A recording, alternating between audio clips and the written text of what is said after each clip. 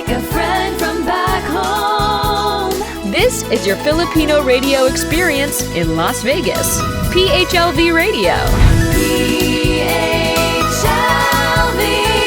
Radio.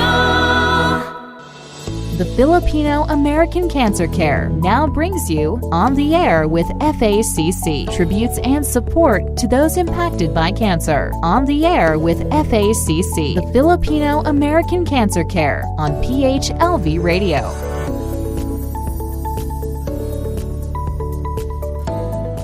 Good evening sa ating mga kababayan dito sa Amerika. Magandang gabi po sa inyong lahat. Good morning, Philippines. Magandang umaga, Pilipinas. My name is Josie Moralidad Zaiman, President and Founder of the Filipino American Cancer Care. Siyempre, kami po dito sa Filipino American Cancer Care, we are always here for everybody, especially sa ating mga cancer patients, cancer survivors, cancer warriors. At this coming June 26, 2022, we are going to have the Zumba fundraising event and dance contest. Pasensya na kayo, wala akong microphone. I don't have microphone. I'm not used to talking in front of everybody, especially on the radio, because, you know, I was only 20 years old when I was holding that microphone. But tonight, I have some technical difficulties. But again, we would like to welcome you all on our radio show, On the Air with FACC, dito po sa PHLV Radio. We also would like to thank ang ating station manager from Las Vegas, PHLV Radio, Johan. Siyempre, ngayong gabi, hindi natin makakasama yung dalawa nating co-host dahil busy sila sa kanilang trabaho. They are very busy tonight. Ed Logan and Emerich Vicente. But of course, kasama natin yung ating isa sa mga board of directors. We would like to welcome Mrs. Zenaida Steinhauer. Hi, Nang Zen. Please unmute your microphone. Hi. Good evening, everybody. Thank you for inviting me back, Josie, to be one of the interviewers tonight. Maayong aga sa inyo tanan. Magandang umaga sa lahat ng nakaririnig nito. And good evening to all of my fellow Filipinos here in the United States. And of course, we want to welcome Millette and Laurine Onza to our show tonight.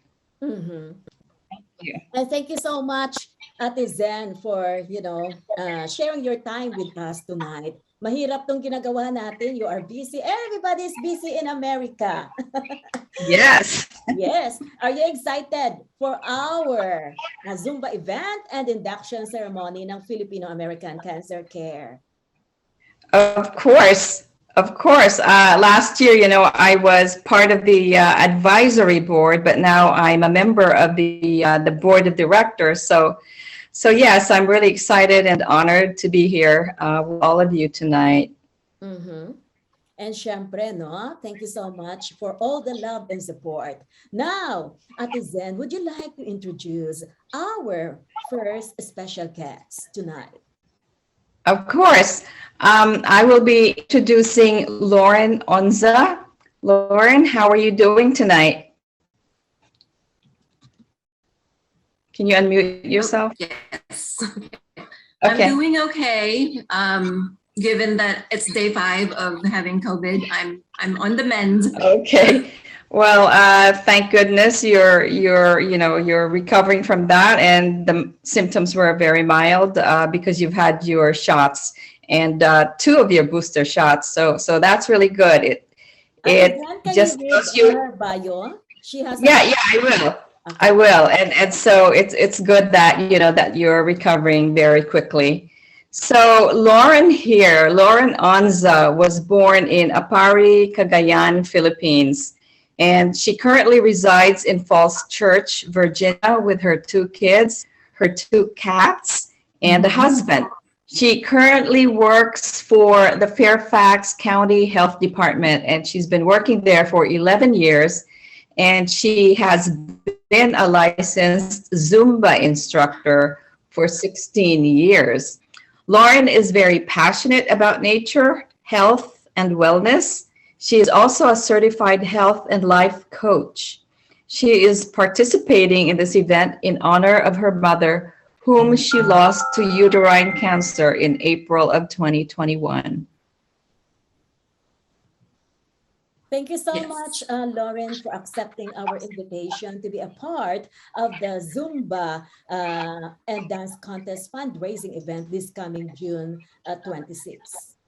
It's an honor. Thank you for having me. Mhm. By the way, how are you feeling tonight? Are you okay? I'm okay. I'm still congested, but otherwise, I can't complain, honestly. I can't complain. What are your symptoms? Started off with a sore throat, and then a cough, and then body aches, and then just fatigue. Mhm. Never had a fever, no fever. Yeah.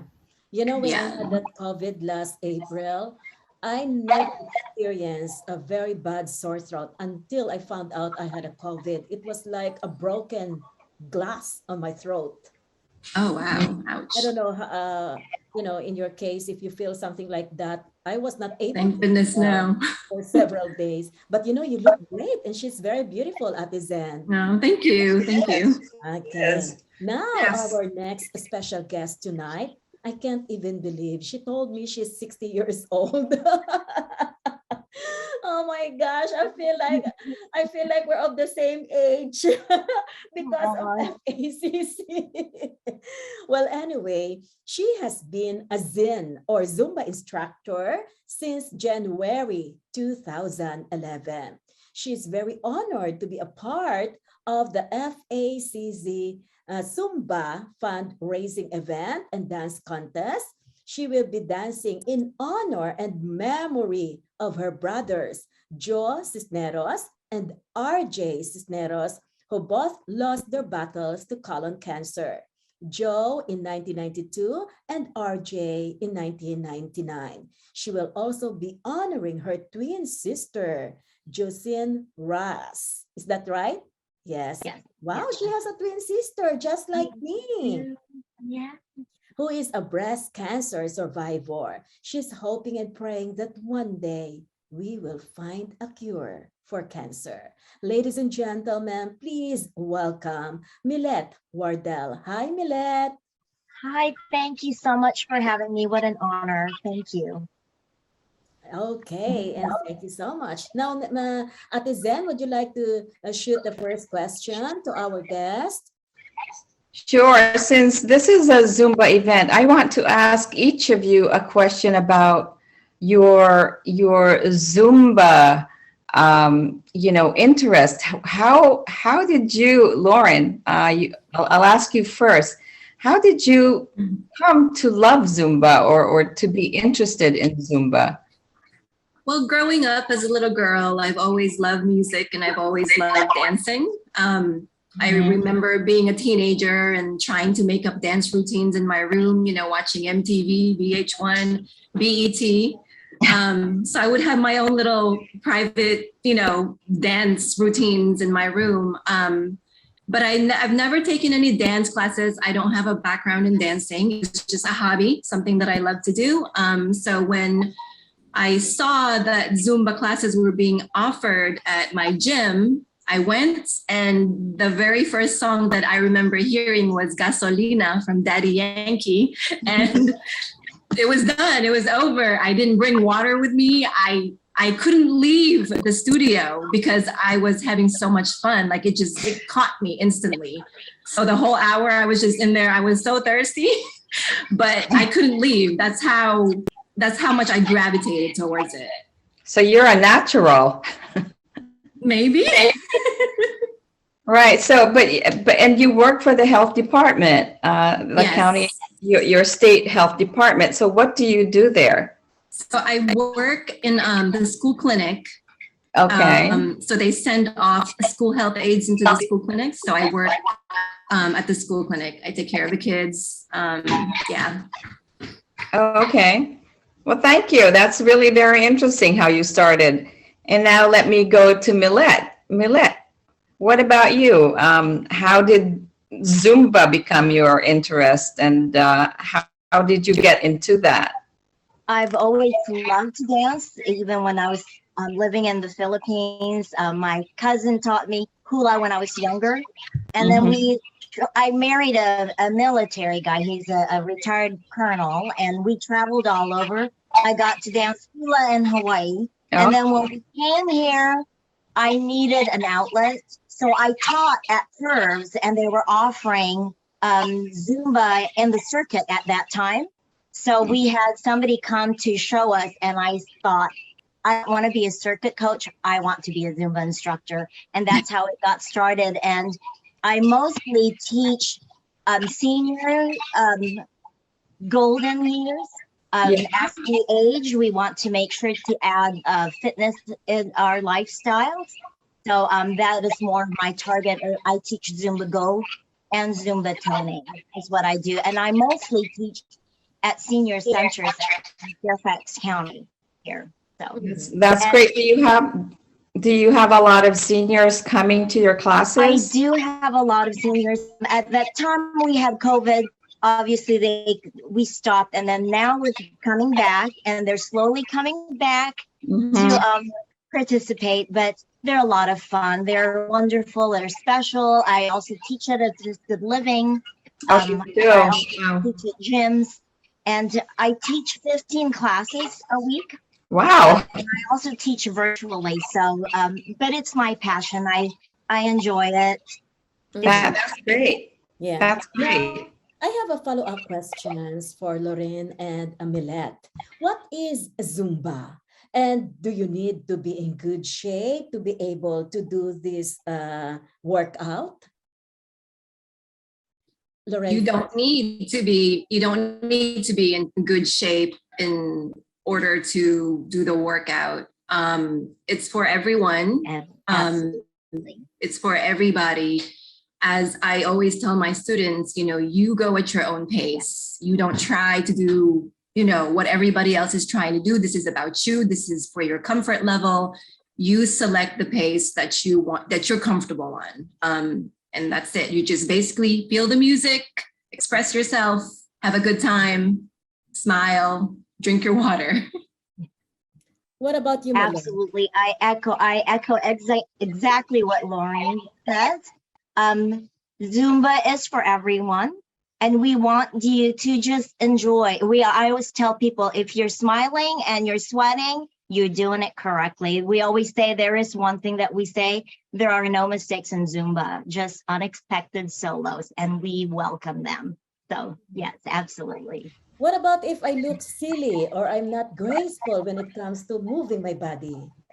Let's have We love that. Yeah. We love that. That is your authentic self, and we encourage that. Yes. Party. Let's have fun. Yes. Okay. And ang Zen? I think you had to unmute your microphone, ang Zen. Oh, I'm sorry. Yeah, I keep forgetting. So during the course of Laurine, your mother's cancer journey, I mean, how long was she diagnosed? How long ago was she diagnosed? And from the time she was diagnosed and from the time that she passed, were you there? I mean, does she live with you, or is she in the Philippines? No, she was here in the U.S. So during that time, I was living in Annandale, and she in Falls Church. She was diagnosed June of 2020. And she passed away April of 2021. That was so quick. Yes. Everything happened very fast. So basically, by the time that I got her to a specialist, it was too late. What symptoms did she have? Like, was she like constantly complaining about any pain,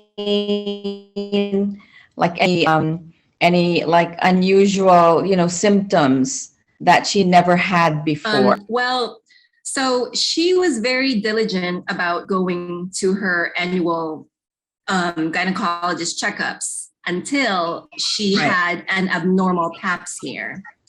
So once she got the abnormal pap smear, it scared her for some reason. And she didn't take the next step, which was to look into that to see what was abnormal.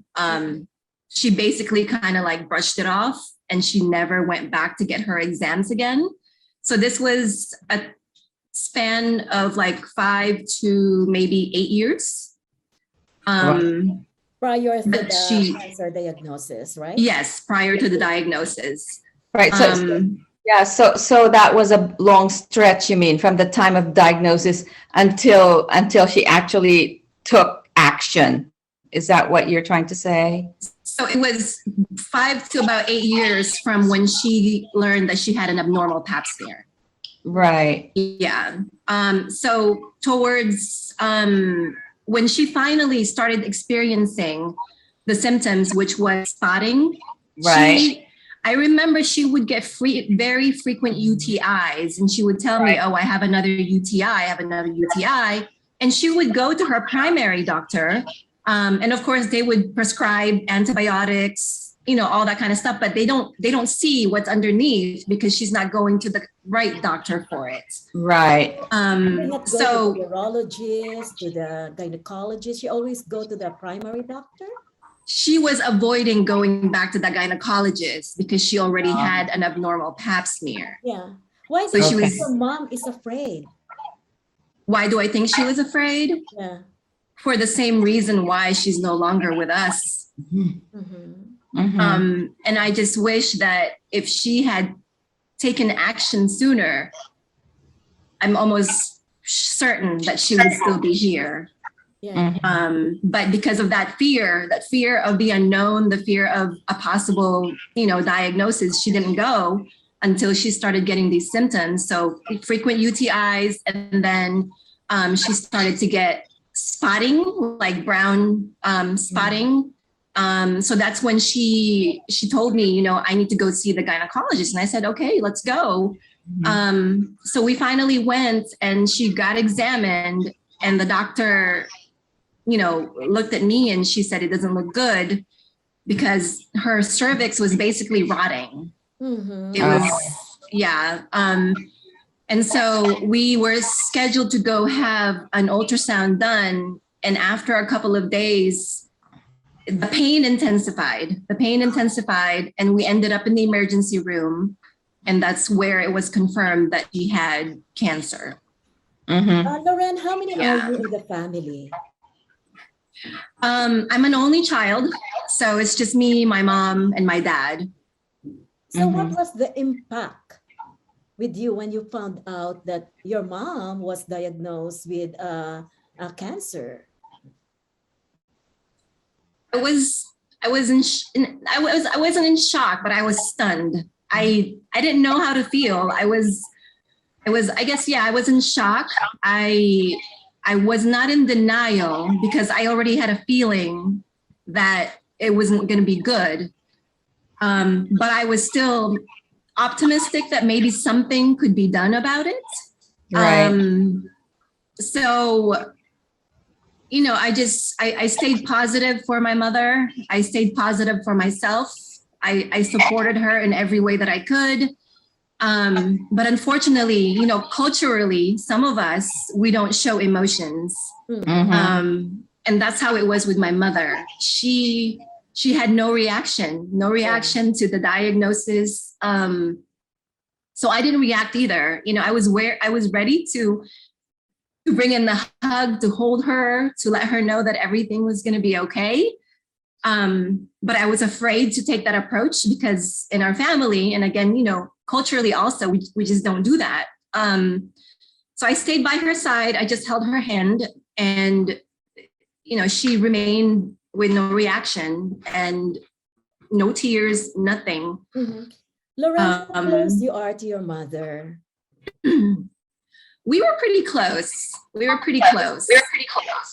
I shared everything with her. We hung out a lot. She came to my Zumba classes. Yeah, we were pretty close. How would you describe her as a mom? She was amazing. Sacrificed a lot. A lot of sacrifices. Her heart was so big. She had the biggest heart. She's very kind to everyone. She was very helpful. When someone is in need, she's always saying, oh, find out a way to see if we can help. Is there any way that we can help? She was a very quiet person, but with a very warm presence. Very quiet, reserved woman, but her actions were loud. Lots of love, lots of, just kindness and generosity. Yeah, how did she raise you here in the United States? I came here when I was 9. And so she raised me the way that she could. Providing me with everything that I needed, food, shelter, clothing, expressed her love the best way that she could express it, which was always, yes, you can have another cat. Yes, you can have another dog. Her cooking, she loved to cook. She was a great cook. So she would cook a lot, made sure that I went to school with homemade lunches. I came home and there was, a snack ready for me. So the way she showed her love was through her actions. She didn't say it very frequently, but the actions definitely said it. And what are the Filipino values that you learned from her? The Filipino values? Yes. I would say just kindness. Kindness, belief in God. The faith, and then of course, the traditional stuff like for the holidays, Christmas Eve, Christmas Day, those kind of things. Yeah. Nang Zen, do you have a follow-up question? Yeah. I would now go to Millette and ask her, the question about her journey with an experience with cancer. When is it your brothers who had it? Two brothers and I had Both brothers. Yes, both my brothers. Joe was diagnosed first. I just got married and moved out from California and lived in Michigan. So we weren't really that close, but obviously we were sad when we found out he had cancer. Sadly passed away. I just had my firstborn. He passed away so suddenly. He was in his 30s when he was quite young. He already had a colostomy bag. So I knew it was tough on him. And my other brother was diagnosed, and that was a little bit tough on him as well. And he moved to Hawaii. And he lived there and he went into remission, which was wonderful. And we were moving to Hawaii. My husband got his orders to move to Hawaii. So we moved there only to find out that my brother, RJ, was diagnosed with prostate cancer. And he went through all that, and he loved to sing. And I remember him saying, I want to have a concert when I feel better. And he was going into remission for the prostate cancer, and he had a little concert, and that was beautiful. We were living in Hawaii, and then the next year we moved to Washington State, only to receive a phone call that his colon cancer came. I'm so sorry. How old was RJ, Millette? He was 15 when he passed away. Oh my gosh. I remember getting a phone call from my sister. She traveled to Hawaii to see him, and so did my mom. And they called me and said, Millette, I think you need to say goodbye to him. So that was tough for me to see him laying there and to see the colostomy bag. Right. I Right. knew that he needed to go. So I told him he could Mhm. if he needed to. That's But okay. he stayed a while. Maybe a month later, he passed away. I went to see him in November before Thanksgiving, and then December 15th, he passed away. Mhm. And that was tough. That was What tough. are the words of wisdom or the last message that you heard from him before he passed away? What He are his said that last words? he said that he loved us. Mhm. I remember one time when he was laying in bed, and I was watching him, and his friend said, just pray, okay? RJ, you're gonna be okay. And I remember his friend putting his earphone and he was just listening to the music. And at that time, my brother was always asleep. He was always sleeping, but when he heard a Christian song, he just looked up and raised his hands. And I knew he was ready. But he waited for a month. But he's in good spirit. So, and meanwhile, my sister, when we moved here to Virginia, she called me and she said she had breast cancer. They found a lump, so they removed it. She's a survivor, and I'm really happy that she's with us. You know, I think it's been about over 10 years that she's survived the cancer. So, but when I heard from her, you know, having her, my twin sister, I remember going to Five Below so I could get a scarf for her because I knew she was gonna lose her hair.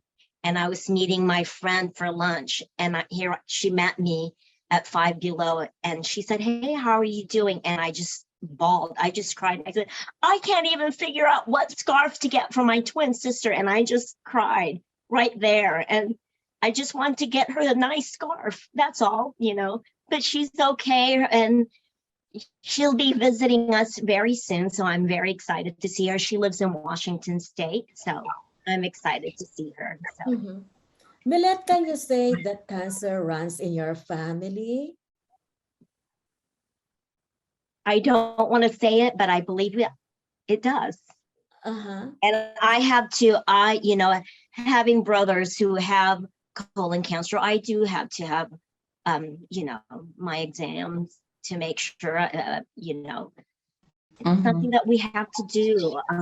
Yeah. I just We had my can't avoid it. colonoscopy and endoscopy. Oh, yes, that's real fun, right? The prepping. Well, it's like taking a nap. Yeah. Yeah. So did any other members of your family have it, Millette? Because it's like it's in your family, like your two brothers had it, your sister has it. Like, were there any aunts or uncles, like grandparents who've had it before? No. You remember? No, not. I know. Uh-huh. Yes. Mm. So when I was pregnant with my son, my firstborn, I did ask if there was some type of genetics Like with yeah. right. So and they said that what we have is more of something that kind of like a fluke, that it just happened, so we don't know. But again, you want to take precautions and make sure that you're okay. So Right. being 60 years old, you want to make sure, I had my colonoscopy and try to get that now that I'm in my 60s. So yes, absolutely precautions. So yes. Millette, how did your brother or your sisters share to you their cancer diagnosis? How did they open up about it? It was tough for my twin sister. She's very private. She didn't want to share it with anybody. But eventually, as she was, she had her first surgery, she needed to let people know. And she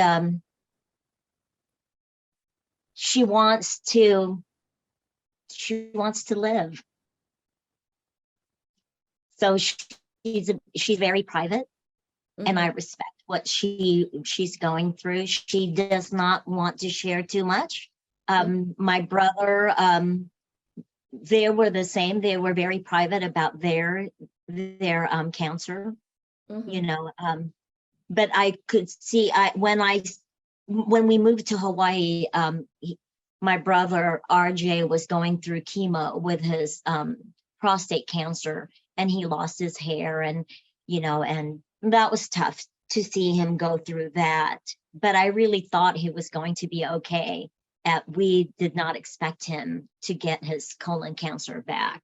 Yeah. And how recovering did you comfort, your siblings? How did you comfort them? Prayers. Just being there for them.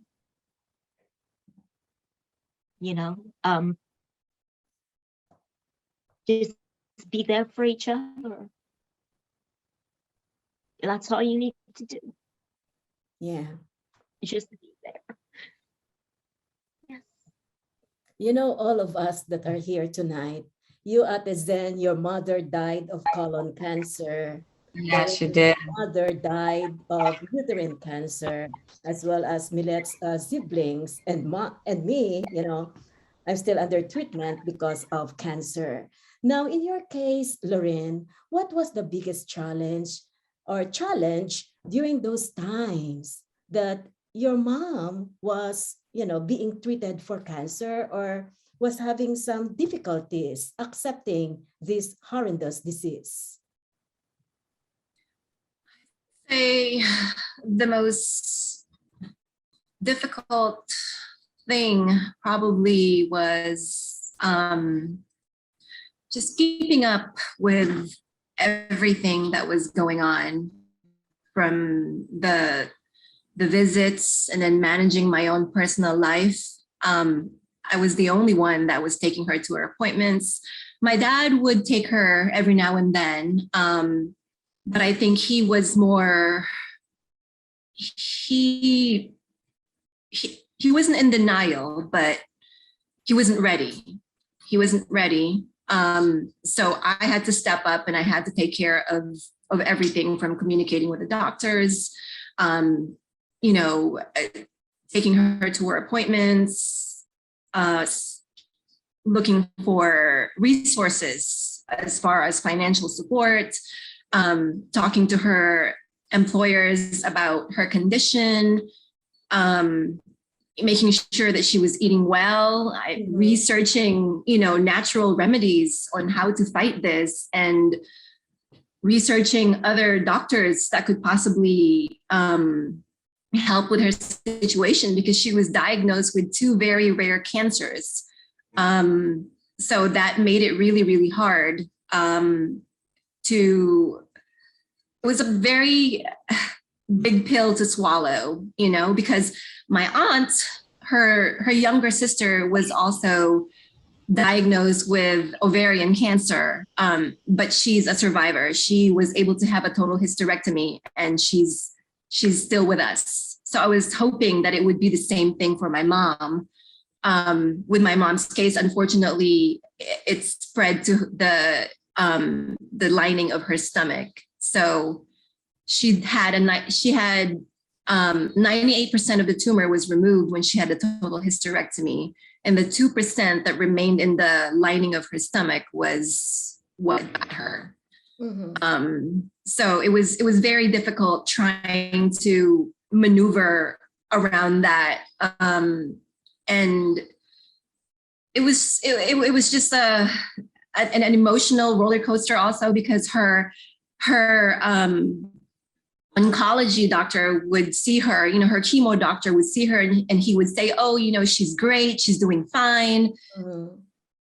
But then her surgeon would say something different. He would say, we have a long road ahead of us. It's going to be an uphill battle. But it was never communicated to me that she was at stage 4 until she passed away. What do you mean it was never communicated to you that she was in stage 4? You mean to say the doctors? Yes, it was never told. I don't know if my mom asked them not to say anything to me. But it was never communicated with me, and I never asked because it was just something that I didn't want to focus on. I wanted to focus on supporting my mom. I wanted to focus on making sure that she felt supported. So I never really dug into how bad is this. I didn't want to know how bad it was. I just wanted to be there for her. Mm-hmm. And my mindset the whole time was to prepare for the worst and to hope for the best. That was my mindset the whole time. I had to tell myself, you have to be realistic. Yeah. Yes, you have to be, there was a lot of mental prep work that went into it. And I'm glad that I have a background in nursing to understand both sides of the fence, being as a patient and as a healthcare worker, provider. Yeah. Mm-hmm. But So it must be difficult on your I'm sorry. part. Yeah. It must be very difficult on your part. What was the what did your mom tell you about her cancer treatments? Did she tell you that she felt the pain? What was in her mind during those times that she was being treated? She was very quiet. She didn't say much. She would just say, oh, I'm feeling this pain, or, this is what's going on. We never had a conversation about it. I did not push the issue because I didn't want to disturb her peace. Mm-hmm. I mean, I wanted her to come to me, and in my own little ways, I would ask her, how are you doing? How are you feeling? What can I do to help you? The one thing that stands out to me most was, I remember leaving her. She was in her hospital room, and this was after she found out, we knew that she had cancer. And I said, okay, well, visiting hours is over. I've overstayed my welcome. I've been here for 30 minutes longer. And she was like, I know you have to go. And I was like, I don't want to go. And then I said, let's fight this. You're going to be okay. And she goes, yeah, I'm going to be okay. It's just cancer. Mm-hmm. She said, it's just cancer. I'll be okay. Did she tell you that she was afraid to die? No. She never showed any sign of weakness. Mm-hmm. Not one little, nothing. I wanted her to cry. I wanted her to tell me that she was scared. I wanted to hold her, but she remained so strong, and I knew she was doing it for me. And I couldn't cry in front of her because I wanted to be strong for her too. But I think what needed to happen was we needed to cry together. But we didn't have that. We didn't have that opportunity, and that's okay. But her strength was amazing, and as a mother, I can relate. I know why she did it. I have my own 2 boys, and we never want to see us in a state of fear, in a state of worry, in a state of doom. So I understand why she did it. So you say that your mother was sick like this, and how did your family take this? I mean, with your mom being in the hospital and you basically like the only support that your mother had, other than, of course, the doctors who were treating her. But what about your family? How did they take it? Like your husband and the 2 kids? And considering an only child. Yeah, it was tough, but my husband is very supportive, and we are very open to our kids. They knew from day one what was going on. we told them right away what was going on. So no, there was no surprises. They knew what I was doing when I was away. My husband stepped up to the plate and took care of everything. You know, we had relatives that were making meals, friends and family. We had tremendous support ever since my mom was diagnosed. So this is Right. this is how I was able to, you know, just be there for her and to focus on her. Yeah. So at But this it was some stuff. yeah, Mhm. at this point in time, where do you get the strength to move on? My kids, How many kids? my do you have? kids, two. Mhm. I have a 7-year-old and a 15-year-old. Both boys, Mhm. both boys. So they keep me going. My husband keeps me going. And the memory of my mom. I feel like my mission now is to just continue this battle, to keep on spreading the awareness, to keep on reminding people, go get your checkup done. Stay on top of it, you know, to try and take away that fear of the unknown, basically. Yeah. And you know what? You are very much welcome to join us at the FACC. We need people like them at Zen, you know, to Thank raise you. awareness. Yeah, we do. We really do. So it's I'm here. we're so thankful that you and Millette are sharing your stories with us, you know, because a lot of the listeners also, you know, they get a lot of not just ideas, but how, you know, how they can be supportive or how they can provide support to other people who are going through the same, you know, experiences that you both are going through. And I know it's a very hard battle. You know, it's very tough. And like for me, you know, my mother was in the Philippines and I was here, and I just couldn't, you know, I just had a hard time dealing with that because, you know, I had my own life here, but I tried as much to try and help her, you know, financially. I would go home every year, but it's so different when, you know, when you're not there, you know, to provide that support. So, you know, and that's true, Millette, right? Like when your brothers were going through their own like chemotherapy and all of that, and you wished you were there. I mean, it's just so painful for you to look, you know, from afar, that here's a family member who's going through this hardship. I mean, it's like, how did they feel? You know, like I have another sister, but I know that she's thinking of me because she's far away. Well, I'm here, you know, and you want to be there, but you can't. So it's a really tough situation, but they know that you're there for them, right? Thank you. Mhm. In your case, Millette, what do you think, you know, your two brothers, right? They passed Yeah. away from Yeah. cancer. Now, what do you think they valued most in life before they passed away? Just family. They enjoyed being with family.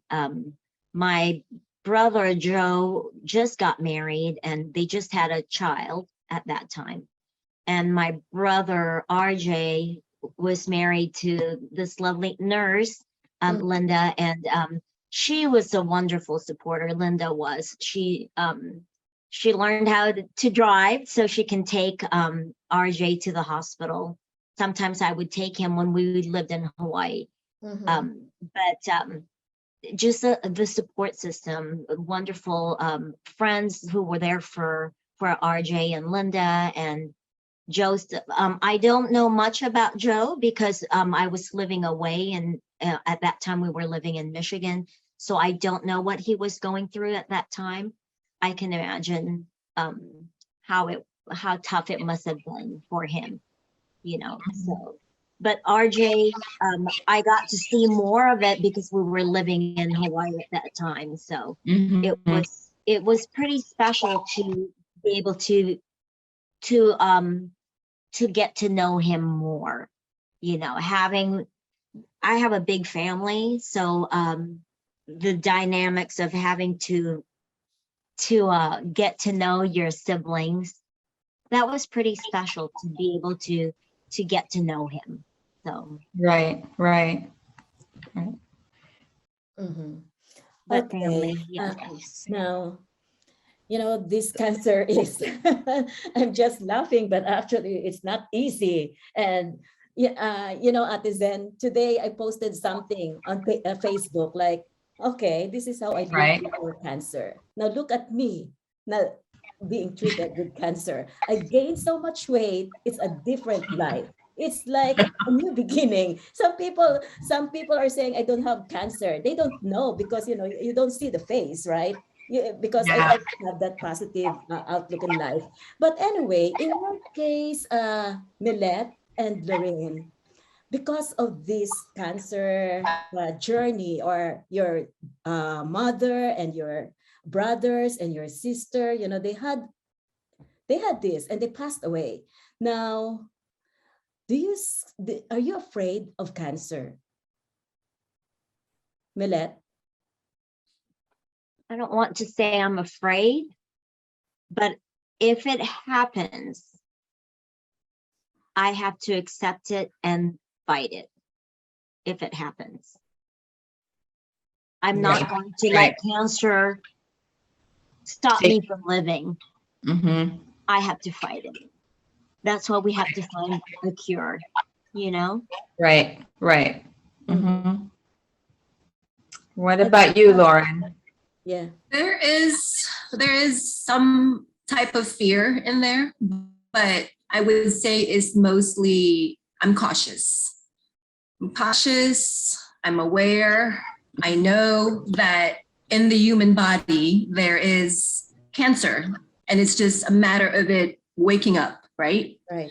So we have to do whatever it takes that it doesn't wake up. So again, preventative care, and just trying to de-stress, because I think a big part of what probably didn't give my mom the chance to fully fight is the stress. Stress pills. My mom internalized everything. She was always a quiet person. She didn't, express her anger, her frustrations. Everything was in here. So I think it starts from there. Self-care, self-care, self-love, self-prioritization. Really just staying on top of your health and making sure that you go to, do the screenings.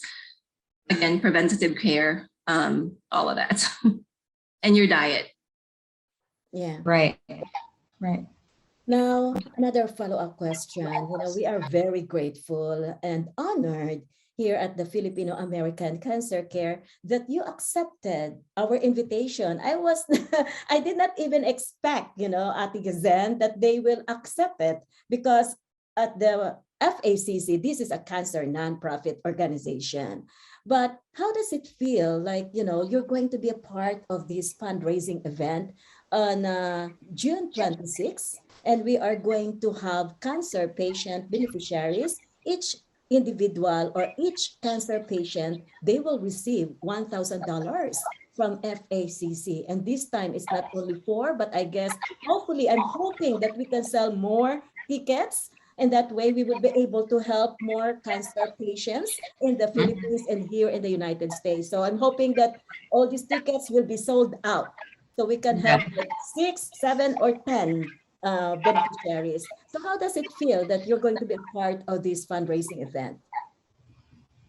Very honored and humbled to be a part of this. And I thank ISA for inviting me to be part of this.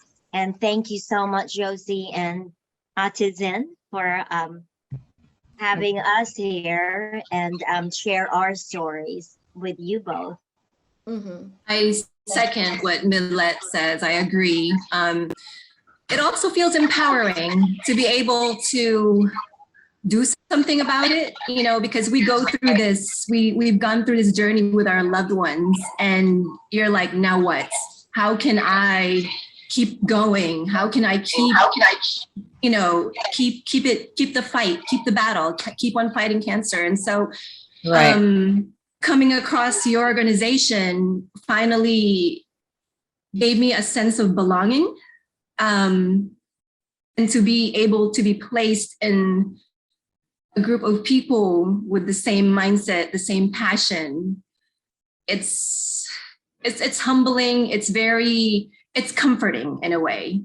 So I am honored that I'm going to be there. And that's it. And that's going to be the start of your advocacy and being part of FACC, because, you know, we are hoping that you're going to join us not only in our Zumba events, but in other upcoming events by the FACC. Isn't it, Ate Great, Ate Zen? I'm sorry.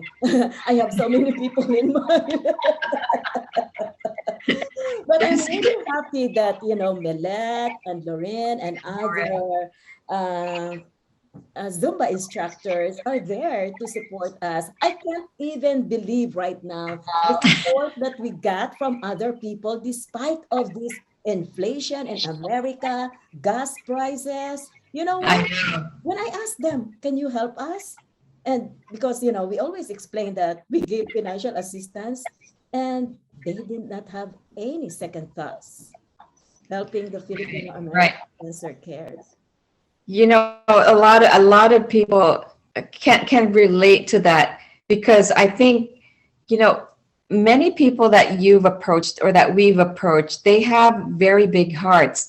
And as for me, you know, I'm a nurse. I also work for the health department here in New Jersey, and I have Filipino, you know, friends, nurses who work here in the United States that have also supported us, and they've helped us.